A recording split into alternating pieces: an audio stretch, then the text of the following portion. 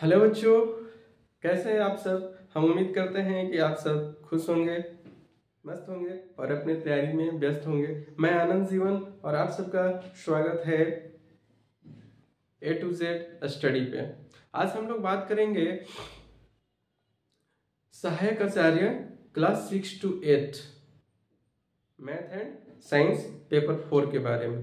ठीक है, तो देखिए, और हाँ एक चीज मैं पहले इन्फॉर्म कर दूं कि आजकल का लाइफ जो है ना वो दो चीज़ों पर चल रही है, एक रील्स पे एक रियलिटी पे। तो जिनको रील्स की ज़रूरत है वो वीडियो को स्किप करें और जा सकते हैं, और जिनको रियलिटी से मतलब है वो कंटिन्यू बने रह सकते हैं। ठीक है, तो आगे देखिए, ये आपके टोटल कितने पेपर होंगे? 4 पेपर होंगे। एक टोटल आपका 1, 2 और 3, जिसके बारे में मैं अभी कोई डिस्कस नहीं कर रहा हूँ। मैं सिर्फ बात कर रहा हूँ पेपर 4 के बारे में, और ये आपका केवल मैथ्स की मैं बात कर रहा हूँ, केवल और केवल मैथ्स की बात कर रहा हूँ। तो इसको देखिए क्या है, एक्चुअली मैं थोड़ा सा बात करना चाहूँगा कि ये सिलेबस है क्या, इसको समझिए पहले। एक्चुअली आपका ये जो पूछा हुआ है यहाँ पे, जो मैथ और फिजिक्स का जो सिलेबस है, ये आपको पता है ये सिलेबस बिल्कुल हूबहू जो है आपका एक एग्जाम हुआ था झारखंड हाई स्कूल का 2017 में। कब हुआ था? 2017 में, नवंबर के आसपास में। तो वहां पे जो पूछा गया था वो मैथ से आपका टोटल 75 क्वेश्चन था और 75 मार्क्स था। फिजिक्स यहाँ पे 75 क्वेश्चन और 75 मार्क्स, मतलब 150 क्वेश्चन और 150 मार्क्स था। इसमें क्या था कि आप अगर 50% केवल ले आए, है ना, तो आपका नौकरी पक्का था, आपका नौकरी पक्का था। लेकिन इतना भी लोग नहीं कर पाए, 50% भी नहीं ला पाए और बहुत सारी सीट खाली रह गई, है ना। तो अब इसमें देखिए क्या है कि इतना होने के बावजूद अब सरकार को पहले से पता है कि जब हम मैथ और फिजिक्स का सिलेबस दिए और वो 50% मार्क्स नहीं ला पा रहे हैं, तो एक एक्स्ट्रा ही जोड़ने की क्या जरूरत थी, मुझे तो आज तक ये समझ में नहीं आया। दूसरी बात और मैं बात करूंगा, ये पहले केवल पेपर 1 था, अब ये 2, 3 ये एक्स्ट्रा बढ़ा दिया। अब क्या मतलब है ये नहीं समझ में कि जेएसएससी क्या सोचती है, वो नौकरी देने की इच्छा नहीं है या फिर क्या है। अब तो वही समझ सकती है, या तो वो पागल है और नहीं तो सब हम पागल हैं, दो ही चीजें हो सकती है। अब इसमें क्या है कि अभी आप देखेंगे कि ये सिलेबस आपका जो दिया हुआ है बिल्कुल सेम टू सेम है। ये आप जूम करके देख लीजिए, ये जो सिलेबस है आपका टोटल क्या है 2017 का जो था, बिल्कुल उसमें एक लेटर तक कहते हैं ना वो भी चेंज नहीं है, केवल कॉपी पेस्ट कर दिया गया है। मतलब इस सिलेबस के बारे में सोचा ही नहीं गया है कि इसके ऊपर स्टूडेंट को क्या गुजरेगी, और स्टूडेंट के क्या गुजरेगी उनको क्या फर्क पड़ता है। झेलना तो आपको है, पढ़ना तो आपको है। तो ये चीजें जो है आपको इतना लाकर क्वालिफाई करना था। अब मैं अभी मैथ्स की बात कर रहा हूँ, इसका सिलेबस देखिए क्या है। सिलेबस आपका क्या है? Algebra, differential calculus, integral calculus, coordinate geometry 3 dimension and trigonometry. अब देखने से तो ऐसा लग रहा है कि कितना छोटा है, लेकिन दोस्त ये छोटा नहीं है, जैसा दिख रहा है ये वैसा है नहीं, और जैसा है वैसा ये दिख नहीं रहा है। कहते हैं ना कि देखने में छोटा न लगे घाव करे गंभीर, वही बात इसकी है। ठीक है, अब इसको देखिए, अब अगर देखेंगे तो इसमें क्या आपको पढ़ना है, सेट थ्योरी पढ़ना है, थ्योरी ऑफ इक्वेशन पढ़ना है। दोनों चीजें कहाँ पे मिलती है? आपकी ग्रेजुएशन में मिलती है। पहले क्या है देखिए, generalised De Morgan's law, countable and uncountable set, sets mapping. अब ये बताइए कि जब तक आप सेट्स नहीं पढ़ेंगे तो काउंटेबल सेट अनकाउंटेबल सेट कहाँ से आ जाएगा?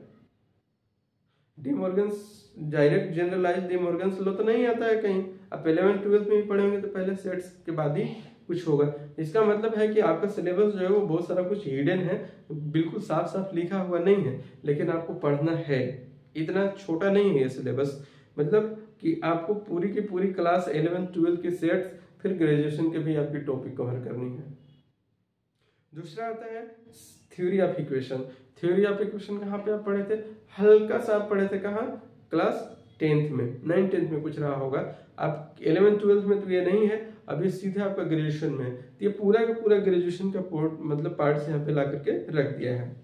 Relation between roots and coefficient, transformation of equation, symmetric function of root, ये मतलब बिल्कुल ये ग्रेजुएशन का पार्ट्स है। डिफरेंशियल कैलकुलस, फंक्शन के बाद क्या दिया है, कंटिन्यूटी एंड डिफरेंशियबिलिटी। ये बताइए कि आप फंक्शन के बाद अगर लिमिट पढ़ेंगे नहीं तो फिर आपको कंटिन्यूटी और डिफरेंशियबिलिटी कहाँ से आ जाएगी।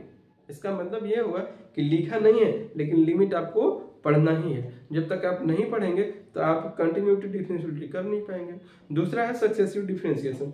सक्सेसिव डिफरेंशिएशन, जब तक आपको डिफरेंशिएशन नहीं आएगा आप सक्सेसिव डिफरेंशिएशन कैसे करेंगे। आपका आ गया लेबनिज थ्योरम, पार्शियल डिफरेंशिएशन और Euler's theorem, tangent and normal. ये बता, ये सारा का सारा जो है ये आपका ग्रेजुएशन का पार्ट्स है। Integral calculus, indefinite integration of trigonometric rational and irrational functions, properties of definite integral, reduction formula, differential equation of first order and first degree. तो ये आपको पूरे के पूरे ये कहाँ से लाया है, ये आपके ग्रेजुएशन के टॉपिक से लाया है। दूसरा देखिए कोऑर्डिनेट ज्योमेट्री। कोऑर्डिनेट ज्योमेट्री में स्टार्ट ही कर रहे हैं पैराबोला से। ये बताइए कि जब तक आप डिस्टेंस फार्मूला या और भी चीजें जो हैं अगर नहीं पढ़े होंगे तो डायरेक्ट पैराबोला कैसे पढ़िएगा। इसका मतलब है कि आपको 11th में जो दिया है 11th-12th में वो पूरा का पूरा आपको 2D कवर करना है, तभी आप इलिप्स, पैराबोला, हाइपरबोला समझ पाएंगे। Coordinate of geometry of 3 dimension, इसमें भी ये आपका 11th-12th में बहुत हल्का है, लेकिन आपका ये पूरा का पूरा ग्रेजुएशन का टॉपिक है, ये पूरा आपको करना होगा।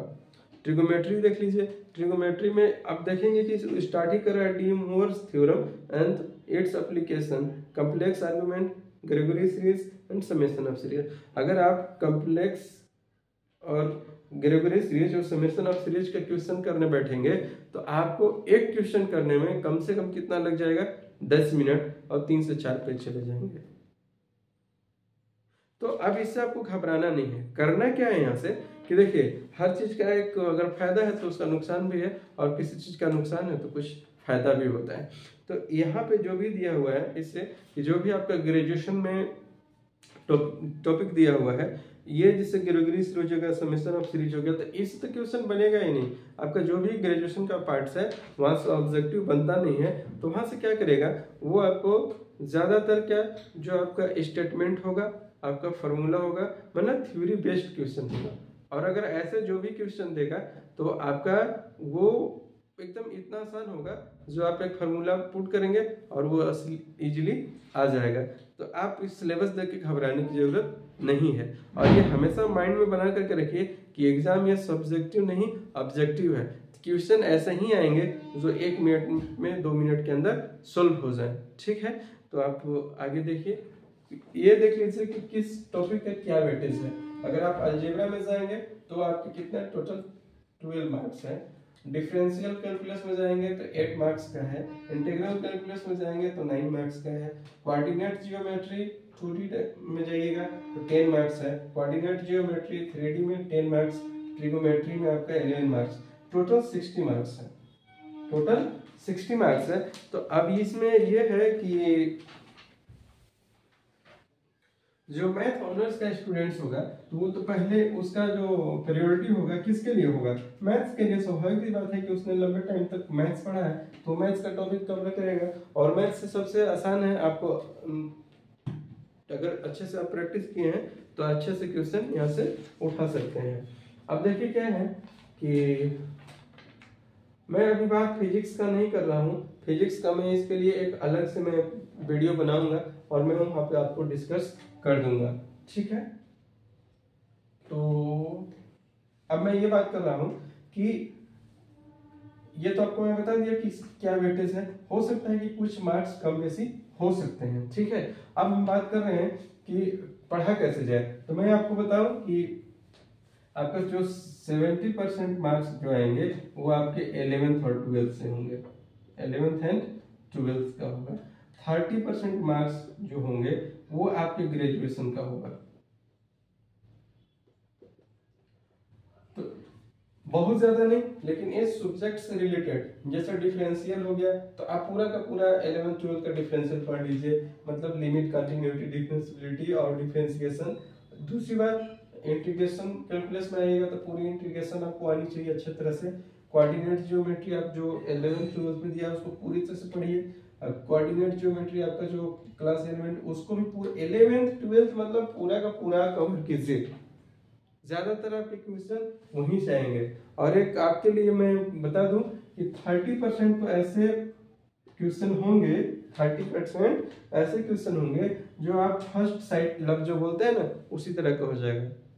फर्स्ट साइट लब कब होता है? जब आपके सोच, आपके विचार के अनुसार कोई दिख जाता है तो जैसे भी आप पे दया करेगी कि आप जैसा चाहते हैं ना वैसे ही दे देगी, ताकि आपका भी थोड़ा सा मन खुश हो जाए। ठीक है, तो ये फर्स्ट साइट लव वाली आपके पास क्वेश्चन रहेगी।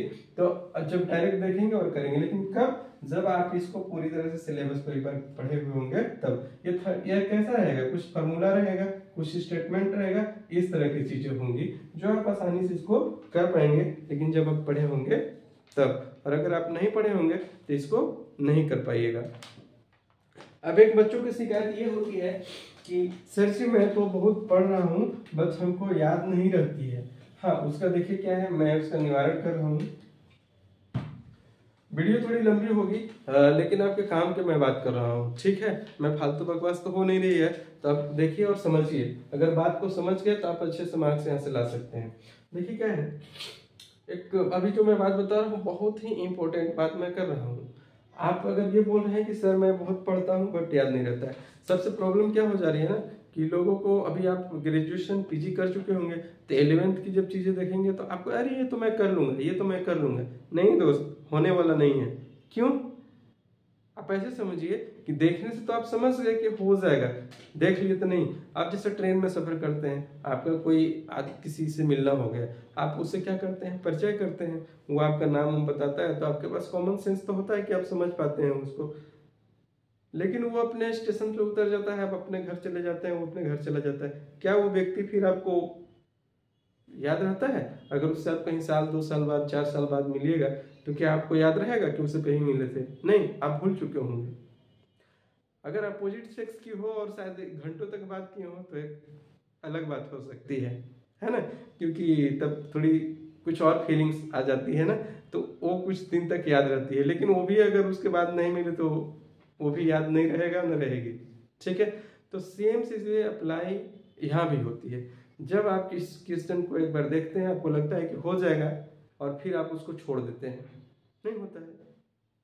हाँ, लेकिन अगर जब किसी व्यक्ति के साथ आप बहुत लंबे टाइम तक रहे हो, बहुत उसके साथ टाइम गुजारे हो, तो आपको फिर से जब उसके साथ कहीं मिलना होता है तो आप उसको आसानी से पहचान लेते हैं। बहुत लोग बहुत अगर टाइम गुजारे होंगे तो उसी तरह से बोलते हैं ना कि मैं तो तेरी आहट से तुझको पहचान लूंगा, तो ऐसे ही हो जाती है। तो वही फार्मूला यहाँ भी अप्लाई होती है। यदि आपको अपने सिलेबस से प्यार है, आप अगर नौकरी चाहते हैं तो आप इससे प्रेम कर लीजिए और ऐसा समझिए कि उसी प्रकार से कि मैं तो तेरी आहट से तुझको पहचान लूंगा वाली बात करिए। आप जितना रिवीजन कीजिएगा, जितना प्रैक्टिस कीजिएगा, जितना रिवीजन कीजिएगा, जितना प्रैक्टिस कीजिएगा, वो आपके लिए चीजें उतनी बेहतर होती चली जाएंगी। तो जब स्वाभाविक से जीवन में जब ऐसा होता है कि जब व्यक्ति किसी से मिले और फिर उसको बहुत दिन बाद मिले तो याद नहीं रहती है, स्वाभाविक से यहाँ भी बात वही है कि हम जब किसी क्वेश्चन को देखे और हमको लगा कि हो जाएगा, फिर उसको रिविजन किए ना, प्रैक्टिस किए और एग्जाम में गए तो बस भूल गए। बस आपके माइंड में रहेगा अरे देखे थे, कभी देखे थे, कहीं मिले थे, कहीं मिले थे। बट बस वैसे ही करते रहिएगा और आपका बस इसी से काम तमाम हो जाएगा। तो एक ही रास्ता है, आप revision practice, revision practice, revision practice, इसको करते रहिए। ठीक है, आप इसको पूरी तरह से एकदम ऐसे इसके प्रेम में डूब जाइए। ठीक है ना, इसके प्रेम में डूब जाइए। अगर आपको कुछ बनना है, गवर्नमेंट जॉब चाहिए तो आप इसके साथ लग जाइए। और ये ज्यादा दिन नहीं मांगता है, 2 से 2.5 महीना मांगता है। अब हम बात करेंगे, देखिए मैं आपको कंप्लीट सिलेबस जो है, कंप्लीट सिलेबस मैं यूट्यूब पर देने वाला हूँ और ये बिल्कुल फ्री ऑफ कॉस्ट होगी, फ्री ऑफ कॉस्ट होगी। और यहाँ पे मैं क्या करूंगा, ये से मैं टॉपिक वाइज पढ़ाने वाला हूँ, पूरी की पूरी टॉपिक में कवर करूंगा, पूरी की पूरी टॉपिक। तो इसमें मैं क्या करूंगा कि प्रत्येक टॉपिक से मैं 100 क्वेश्चन कराने वाला हूँ, प्रत्येक टॉपिक से 100 क्वेश्चन कराने वाला हूँ। और जितना ज्यादा आप क्वेश्चन प्रैक्टिस कीजिएगा उतना ज्यादा आप मार्क्स ला सकते हैं, ठीक है। तो आप वीडियो में जब कंटिन्यू बने रहेंगे नेक्स्ट क्लास से, तो आपको ये चीजें मिलेंगी। हो सकता है कि मैं डिफरेंशिएशन से स्टार्ट करूं, ठीक है ना, चीजें यहाँ से मैं स्टार्ट करूंगा।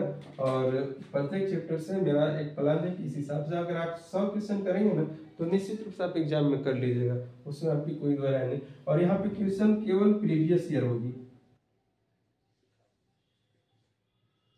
प्रीवियस ईयर जो आपका मतलब पीजीटी, केबीएस, एनबीएस और ईएमआरएस, सेंट्रल लेवल की जो भी है या किसी और स्टेट की है, जो पीजीटी की जो सिलेबस है वो आपको यहाँ पे पढ़ने के लिए दिया है 6 to 8 में। आप समझिए कि आपकी एसएससी बोर्ड क्या कर रही है आपके साथ, तो आप ही समझिए मैं क्या कर सकता हूँ। तो हम उम्मीद करते हैं कि आपको चीजें समझ में आ गई होंगी। और आज हम अपनी बात को यहीं पे एंड करते हैं। और एक और बात मैं बोलना चाहूँगा कि अभी नहीं तो कभी नहीं, अगर ये एग्ज़ाम आपने अगर क्वालिफाई नहीं किया तो आप ये जान लीजिए कि आपके टीचर की एग्ज़ाम होने वाली नहीं है, आपको टीचर के नौकरी मतलब टीचर में आपकी नौकरी होने वाली नहीं है। अभी ये सर कितने दिन बाद आई ये वैकेंसी, ये आपकी वैकेंसी आई है लगभग 8 से 9 साल बाद। फिर ये मिडिल क्लास की जो मतलब 6 to 8 का जो वैकेंसी था 2015 में आई थी, मतलब 2015 में हुआ था। उसके बाद से भी आपका 8-9 साल बाद आया है और अभी कोर्ट में फंसा है। इसके साथ साथ क्या क्या होगा वो भी पता नहीं है। तो एक बेनिफिट्स आपके लिए है कि आपके पास पढ़ने का टाइम मिल गया है और कोर्ट में भी चला गया है मामला, तो उसको भूल जाइए। आप इसमें सिलेक्शन उसी का होगा जो बच्चा दबा के पढ़ रहा होगा, वो फालतू चीजों को वो भूल गया होगा कि कोर्ट में केस होगा कि क्या होगा। एग्जाम तो होगा ना भाई, इतना तो पता है कि एग्जाम होगा, तो बस लगे रहिए, जिस दिन होगा वो आपका हो जाएगा। नहीं आप 6 महीना पढ़ के छोड़ दीजिएगा तो फिर सोचिएगा कि फिर आएगा, फिर फॉर्म फिलअप होगा, उस टाइम करेंगे, ऐसा कीजिएगा तो आपको होने वाला नहीं है। तो आप वीडियो में बने रहने के लिए आप सबको बहुत बहुत धन्यवाद। फिर मिलेंगे नेक्स्ट क्लास में। Thank you.